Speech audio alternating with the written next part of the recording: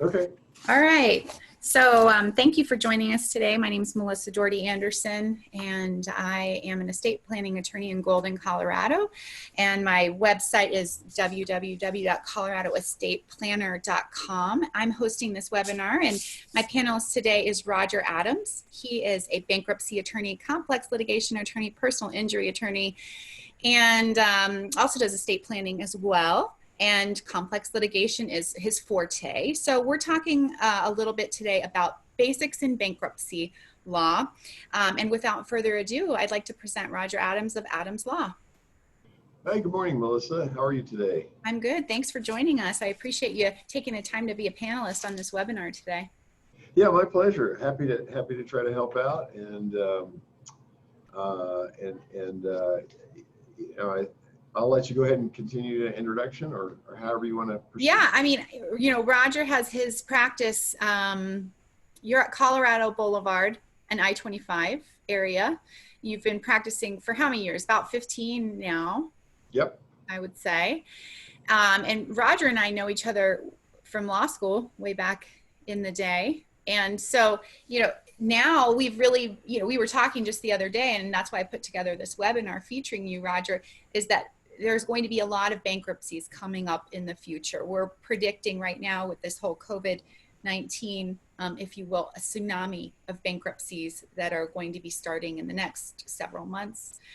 And so I just really wanted to give clients, potential clients of yours, and also attorneys in the area, some basics on bankruptcy law and why they should contact you, who's a seasoned practitioner, if they have a need for, to file, you could take on those cases.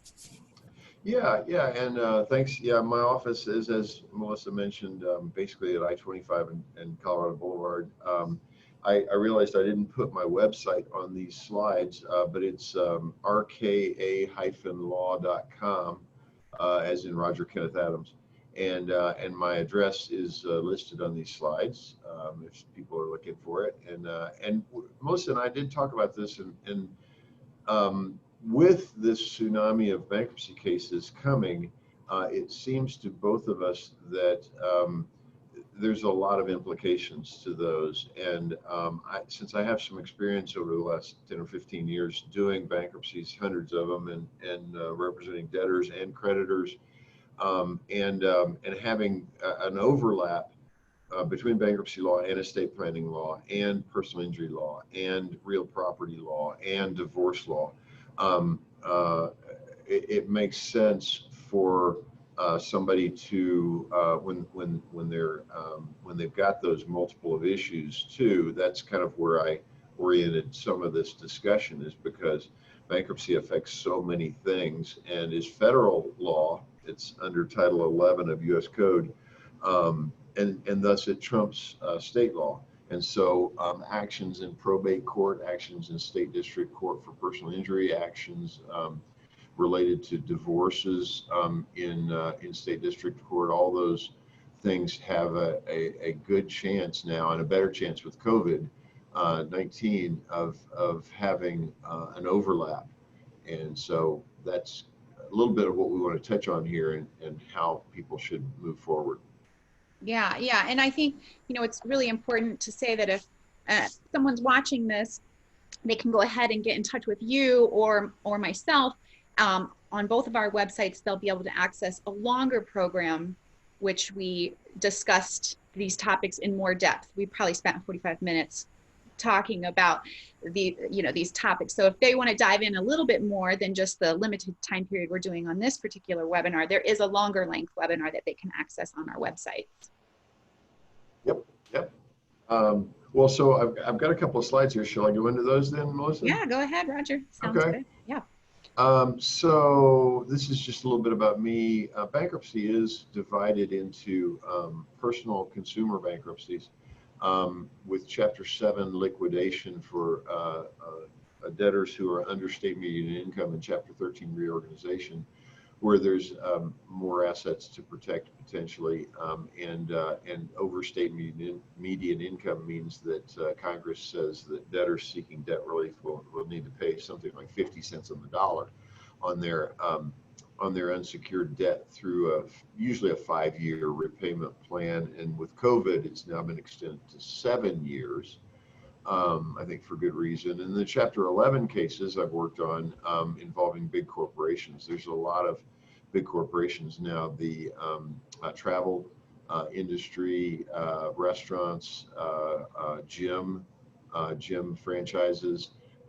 They're all starting to file for Chapter 11s, and I've dealt with all of these things. Including, like I said, when debtors may need probate court to settle an estate, and a bankruptcy could assist. I've done several of those, and in terms of say, personal injury claims where the injured party needs to say sue their construction company where they got injured on the work site. I've dealt with some of those, and that then gets me involved as a creditor's counsel, because the victim of the negligence of the at the workplace means that they're essentially suing their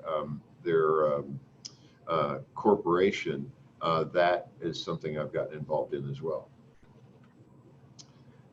Let's see, just to give you everybody a foundation, most people don't understand bankruptcy and how all these seemingly pillars of our business community, like Henry Ford and Walt Disney, had at one time declared bankruptcy. So the list is very long, and there's a lot of discussion by us bankruptcy attorneys about those particular cases and why they came about.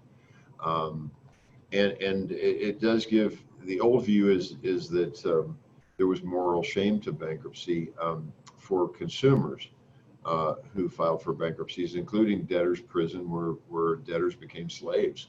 Right. Stigma on people if they filed bankruptcy.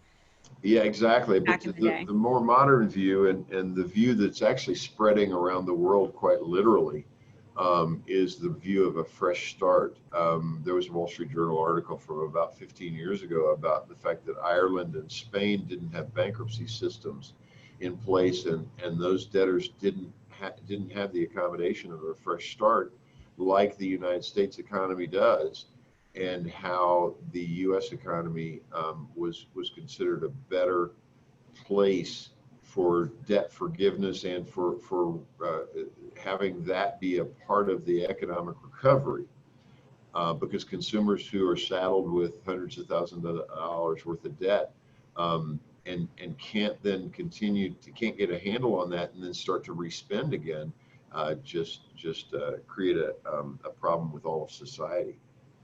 Yeah, and really, your clients and other attorneys who might see or foresee a bankruptcy action in the case that they're working on shouldn't think of that previous view where it's shameful to file. Right now, we're going to be seeing a lot of bankruptcies coming up in the future, and so you need to think of this more as a fresh start, or a way to get what might be some equity out for your clients by filing the bankruptcy action.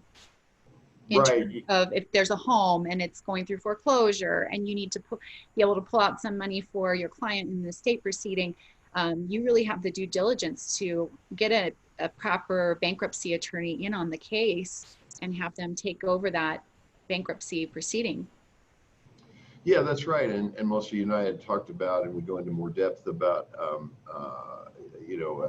an heir to an estate, for example, that was being foreclosed on her property, but that she had something more than $100,000 worth of equity in the property. So the combination of a bankruptcy and a probate case allowed her to get that $100,000 out, and really have a nest egg to take her to for a few more years at least.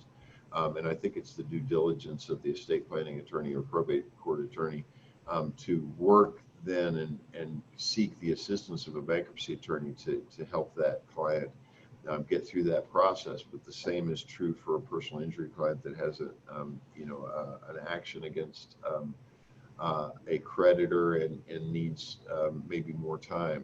Bankruptcies have the automatic stay that prohibits any other court action absent the bankruptcy court's permission to proceed with that other action.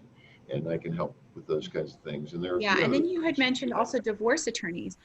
In what instance might a divorce attorney feel that they need to contact you as a bankruptcy law attorney and bring you in on as co-counsel on one of their cases? What have you seen in the realm of divorce? Oh yeah, a lot of things, and where the the spouses have realized that they or one of them have overspent. The general rule is to file the bankruptcy first, and then once the debts are discharged through the bankruptcy, then both members of the former couple can proceed. So But that's there's interesting. So other. they'd want to do the bankruptcy on the front end and then proceed with the divorce on the back end. So that the divorce attorney needs to get in touch with you early on to get this taken care of. Right, and that's the general rule. There are exceptions to that rule, like with domestic abuse, where I've handled a case where there was the divorce was filed first to protect the spouse that was being abused, and then that spouse came through the bankruptcy court after. But that's the exception to the rule. But that's why it's the thoughtful thing to do to seek a bankruptcy attorney's help. And a bankruptcy takes weeks to assess and to get the 50 pages of documents filed that need to be filed with the court to give the debtor debt relief. And so bringing the bankruptcy attorney on early on is the important thing, and then also to consider the pace at which the bankruptcy court handles a big number of cases. In 2010, there were probably 30,000 cases in Colorado alone filed, and they can handle it at that volume because the procedures are very set and very strict. But that needs to be matched against the pace of the probate court in the probate proceeding, or the pace of the tort prosecution in the personal injury case, or the case or the pace of the partition action in the real estate action. Right. And in these cases where there's complex litigation involved, from my view, it really is best to get in touch with an expert in bankruptcy law. Don't try to, walk through this on your own, because there's a lot of nuances and a lot of ins and outs. And so, Roger, you're available to be co-counsel on these cases, or just to turn over the case to you so you can go ahead and file bankruptcy as the other case is proceeding. In the case of a personal injury case, something of that matter, that is going to be an ongoing personal injury proceeding. It might take several years to work its way through the courts, and you can go ahead and take care of the bankruptcy very quickly and do right. Yeah. In those cases where I've kind of co-counseled with personal injury attorneys, in the sense that they tend to just hand off their clients and say, well, Roger's going to handle the bankruptcy, and I file the case within 3 or 4 or 6 weeks, and then the case gets dismissed in 6 months. It might be another 6 months after the bankruptcy case is dismissed before the personal injury attorney actually files the case against the tortfeasor, or the person who ran the red light that injured the client, and then they proceed. But the timing of the personal injury case and the way that works tends to have those attorneys hand off those cases to me, whereas if it's probate, it tends to be more of a co-counsel type of arrangement. Right, right. And so is there anything else you wanted to mention? I know we're trying to keep the format of this particular recording a little bit shorter, just to give people a general overview of Bankruptcy 101. And then if they want to watch the more in depth, they can watch the longer version of our presentation. But is there anything else that you wanted to briefly mention before we wrap up? Not so much, except in the sense that I do enjoy the overlap. The general practice of bankruptcy involves all these facets, like divorce, like estate settlements, like personal injury lawsuits, and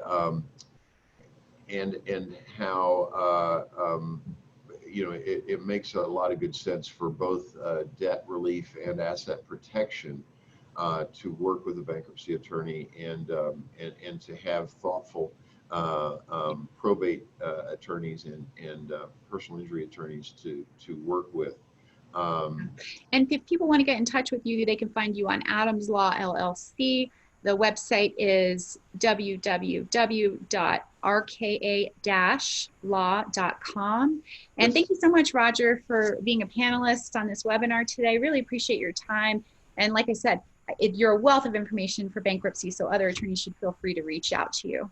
Absolutely. And thank you, Melissa, so much for hosting. I really appreciate it. Yeah, thank you so much, Roger.